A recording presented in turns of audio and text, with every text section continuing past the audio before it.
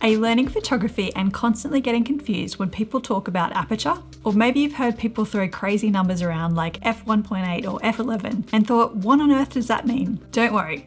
In this video, we're breaking it down for real humans. No jargon, no confusing math. We'll even show you what it looks like inside a vintage lens, so you can finally see aperture in action. We're also going to show you how aperture works, how it fits into the exposure triangle, and how it can unlock the kinds of images you've always wanted to create. And if you're new here and wondering why you should listen to us, hi, we're Trent and Jessie, a husband and wife wedding photography duo from Brisbane, Australia. We've been photographing weddings for 13 years and in that time have captured over 350 weddings. Now, in this YouTube series called Camera Basics, we're sharing everything you need to know about using your camera and the basics of photography, so you can get started capturing amazing photos. Ready to finally understand your camera? Let's go.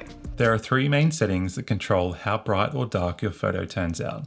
These three settings work together and are known as the exposure triangle. You'll hear that term a lot, especially when you're starting out.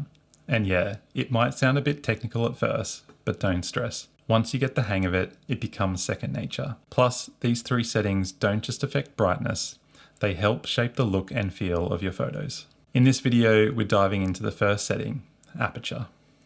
At its core, a camera is just a box with an opening that lets in light.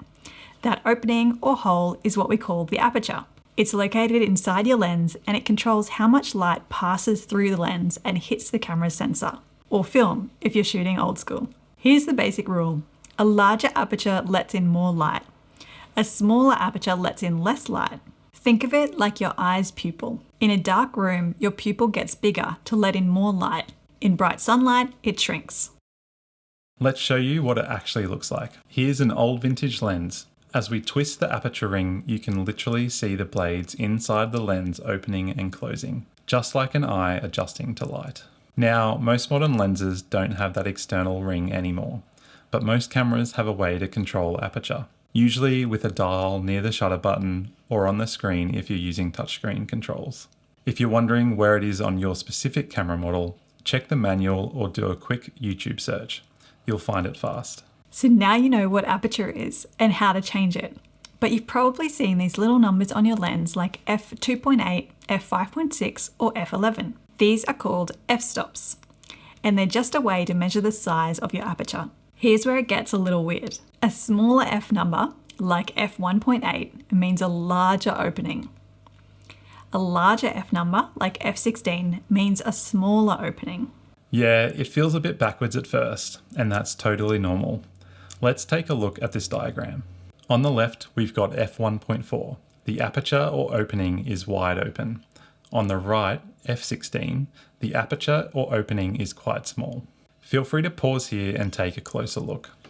But the main thing to keep in mind is that a smaller number represents a larger aperture, and a larger number represents a smaller aperture. Aperture doesn't just affect how bright your photo is, it also impacts something called depth of field. Depth of field just means how much of your photo appears sharp and in focus. Here's the cool part. A larger aperture, like f1.8, gives you a shallow depth of field. Your subject is sharp, but the background and foreground are beautifully blurred. This is how you get that dreamy, professional-looking blur, also called bokeh. A smaller aperture, like f11 or f16, gives you a greater depth of field, meaning more of your scene is in focus. Great for landscapes, architecture, or group shots where you want everything sharp. We'll be going into depth of field in more detail in an upcoming video, so make sure you are subscribed so you are notified when the video is live. So let's recap. Aperture does two things. It controls light, meaning how much light is passing through your lens and hitting your sensor or roll of film. It also controls depth of field, meaning how much of the scene is sharp.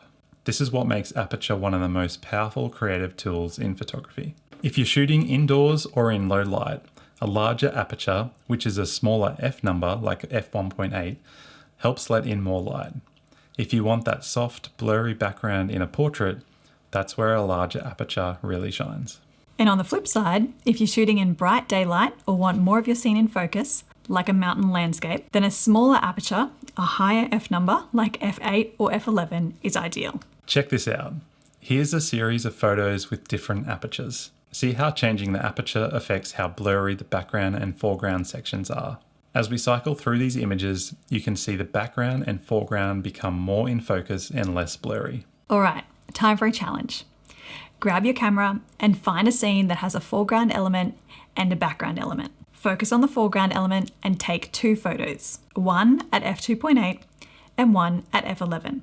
You'll most likely need to adjust your ISO or shutter speed to get the correct exposure, or change to the aperture priority setting on your camera, if you have one. Then compare the 2 images. How does the background look? You'll start to get a feel for how aperture works, just by experimenting. Here's a quick tip. Some basic lenses that come with your camera, called kit lenses, might only go as wide as f4 or f5.6, and that's totally fine to start with. But if you're looking to get that dreamy, blurry background, consider picking up something like a 50mm f1.8 lens. They're affordable, lightweight, and perfect for learning. Plus, they give you access to that larger aperture for low light and creative control. So now you've got a solid grip on aperture, the first part of the exposure triangle. In the next video, we're diving into ISO, the setting that controls how sensitive your camera is to light. Hit that subscribe button so you don't miss it, and leave a comment with any questions below. Thanks so much for watching. We'll see you in the next one.